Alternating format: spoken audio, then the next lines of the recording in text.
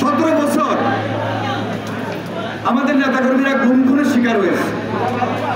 আমরা আপনারা সবাই মিলে জেল খেটেছি, অত্যাচারিত হয়েছি, নির্যাতিত হয়েছি, ভোট দিতে পারি নাই।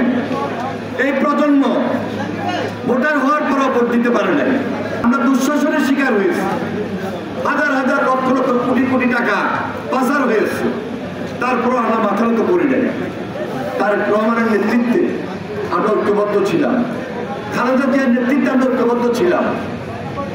আজকে এখন আমাদের সামনের যে দিন, এই দিনটি অত্যন্ত গুরুত্বপূর্ণ।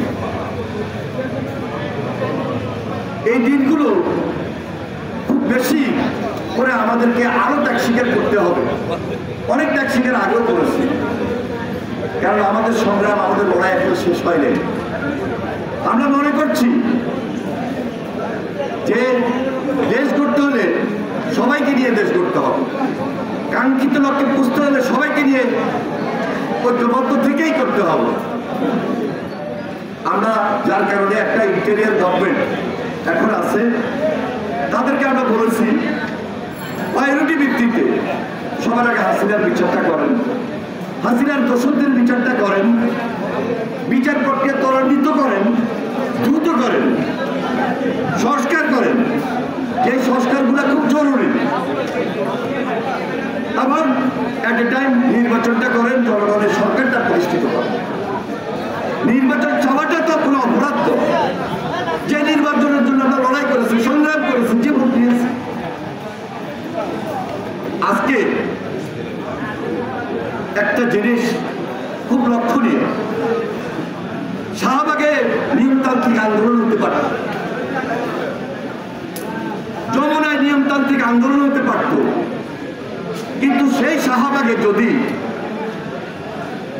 আজকে জাতীয় সঙ্গীত গাওয়ার ক্ষেত্রে বাধা আসে,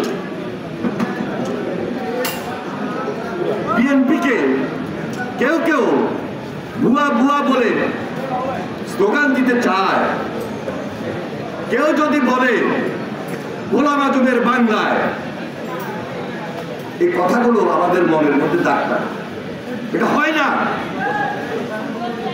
আমরা সবাই ঐক্যবদ্ধভাবে সংগ্রাম করেছি, তাহলে কেন, কি কারণে শাহবাগে কিছু স্বল্প সংখ্যক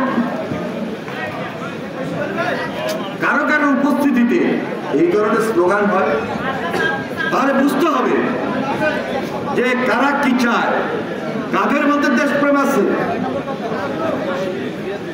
এটা বিচার বিশ্লেষণের সময় এখন।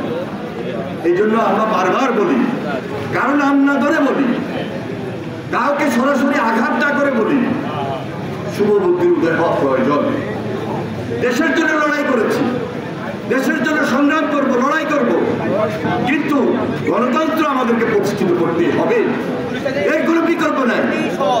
জনগণের সরকার আমাদের প্রয়োজন, কারণ জনগণের সরকারের কাছে আমাদের আস্থা, বিশ্বাস, স্থিতিশীলতা সবকিছুই কিন্তু জনগণের কাছে ছেড়ে দিতে হবে। তারপরেও আমরা বলেছি নির্বাচন হবে, সেই নির্বাচনে যেই আসুক আমরা আশা করতে পারি দায়িত্বশীল দল হিসাবে, জনগণের দল হিসাবে, অভিজ্ঞতা সম্পন্ন দল হিসাবে, গণমানুষের দল হিসাবে বাংলাদেশ জাতীয়তাবাদী দল এই দেশের নেতৃত্ব ভবিষ্যতে দিতে পারে।